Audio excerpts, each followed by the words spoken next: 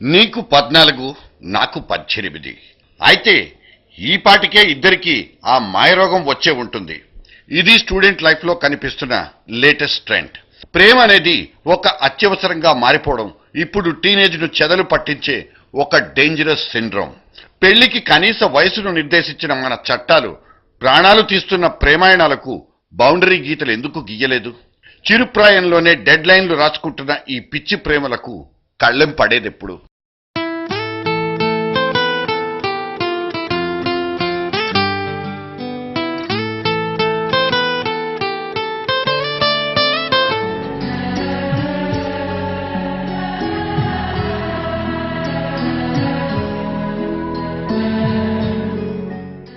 ప్రేమ భావం అపురూపం, అత్యద్భుతం. ఆ క్షణం దాకా పరాయివైన రెండు మనసుల్ని మరుక్షణం నుంచే పెనవేయిస్తుంది, ప్రాణప్రదమవుతుంది. అందుకే ప్రణయం అజరామరమైంది. ఇప్పటికీ ఎప్పటికీ నిలిచుంటుంది, ఉంటోంది.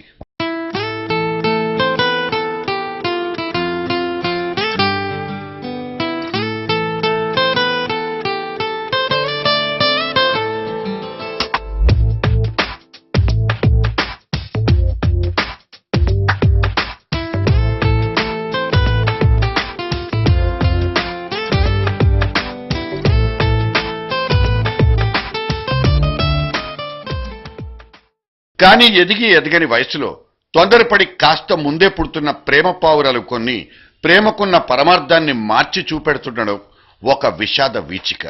అవును, 2 అక్షరాల ప్రేమకు 2 నిండు జీవితాలు ఖర్చయిపోతున్నాయి. క్రమం తప్పని ఈ నెత్తుటి మడుగులు తలరాతల్ని మార్చి రాసేస్తున్నాయి. కొన్ని ప్రేమలు గొంతు కోసుకోమంటే ఇంకొన్ని ప్రేమలు మణికట్టు తెగ్గొట్టుకోమంటాయి. ప్రాణం విలువను చౌకగా చూపించే ఈ చిరుప్రాయపు ప్రేమలకు అవధులెక్కడా, ఆనకట్టలెక్కడా?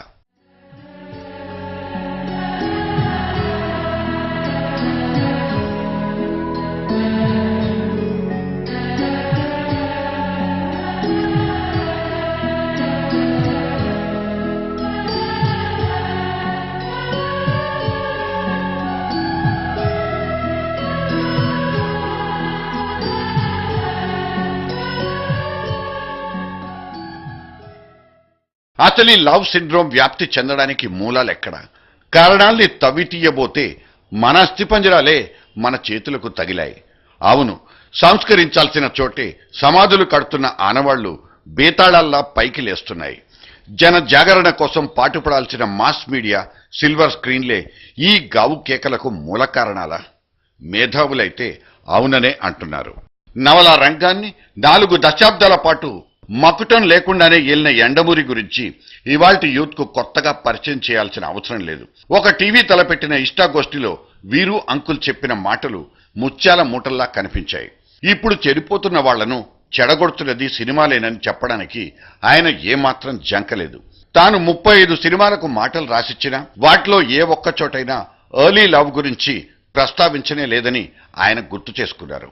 1కి 4 సార్లు చూసి తమ సినిమాల్ని సక్సెస్ చేసే యూత్ ని టార్గెట్ గా చేసుకుంటున్న సెల్యులాయిడ్ ను ఏ పీనల్ కోడ్ తో కొట్టి చంపాలి? ఇది ఆయన వేసే ముక్కుసూటి ప్రశ్న.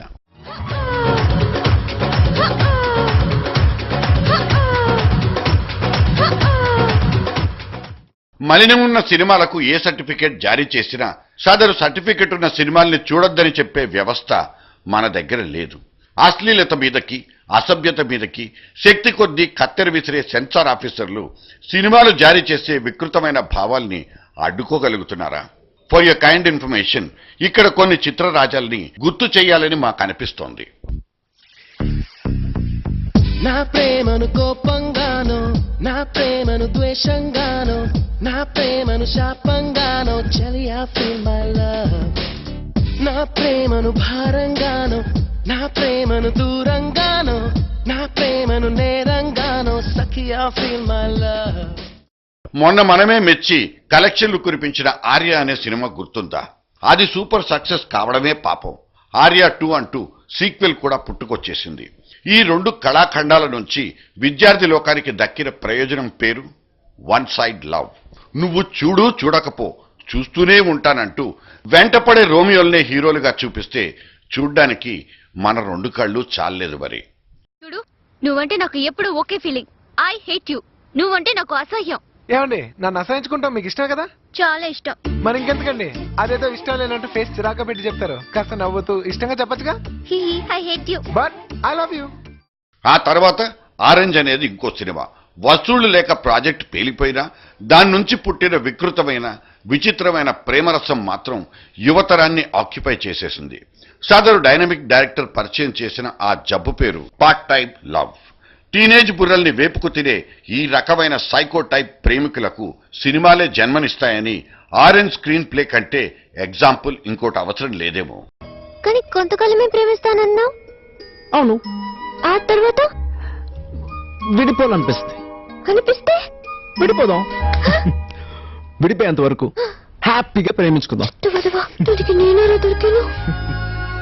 ఖచ్చితంగా విడిపోతామా? నమ్మవా? పద. అయ్యో, నెక్స్ట్ ఏం చూపిస్తాడు? బుల్లితెర మీద అర్ధరాత్రో అపరాత్రో ప్రసారం అయ్యే క్రైమ్ బులెటిన్స్ లో ఒకటి అర అయినా ఈ ప్రిమెచ్యూర్డ్ ఫెయిల్యూర్ లవ్ స్టోరీలు ఉండకుండా ఉండవు. బతుకు గురించిన బాధ తెలియని చిన్న వయస్సులోనే ప్రేమలు ప్రణయాలంటూ లవ్ ఎట్ ఫస్ట్ సైట్ అంటూ ఆపోజిట్ సెక్స్ వెంట పరుగు పెట్టే కుర్రకారును ఎవరొచ్చి సంస్కరిస్తారు? గొంతు కోసుకొని ఆసుపత్రిలో చేరినంత మాత్రాన అమర ప్రేమికులు కాబోరని ఈ అమాయకపు టీనేజర్లకు కౌన్సిలింగ్ ఇచ్చే ఫ్యాకల్టీ ఎక్కడ దొరుకుతుంది? జన బాహుళ్యంలోకి అత్యంత వేగంగా అత్యంత సులభంగా చొచ్చుకుపోయేది సినిమా మీడియా ఒక్కటే. ఇప్పుడు ఆ మాధ్యమం కూడా మొండికేసి చేతులు కాల్చడానికే ప్రాధాన్యమిస్తోంది. మీ చావు మీరు చావండంటూ బాక్సాఫీస్ మీదకే దృష్టి పెడుతోంది. ఈ మాస్ మీడియా మోసపూరిత ధోరణికి లొంగిపోని ఇంకో తరహా యువత అటువైపు నుంచి ఆశాకిరణాల్ని కురిపిస్తోంది. ప్రేమలైనా పెళ్లిళ్లైనా జీవితంలో స్థిరపడ్డ తర్వాతలే. రొమాన్స్ గిమాన్స్ జాంతానయ్ అంటూ కెరియర్కే జేకొట్టిన 60% మంది యువతీ యువకులు ఒక సర్వేకు ఓటేశారు. మన భవిష్యత్తు మన చేతుల్లోనే అనే స్లోగన్ను యూత్లో విస్తృతంగా ప్రచారం చేయడానికి ఒక మెకానిజం అవసరమన్నది మేధావి వర్గ సూచన. చచ్చిపోతున్న జీవితాల్ని అలాగే చచ్చిపోనిద్దామా? రేపటి సమాజ నిర్మాతలుగా తీర్చిదిద్దుకుందామా? యంగ్ ఇండియన్ ఎక్స్ప్రెస్ పట్టాలు తప్పుతోంది. ఓ మంచి సిగ్నల్ ఇవ్వండి సార్.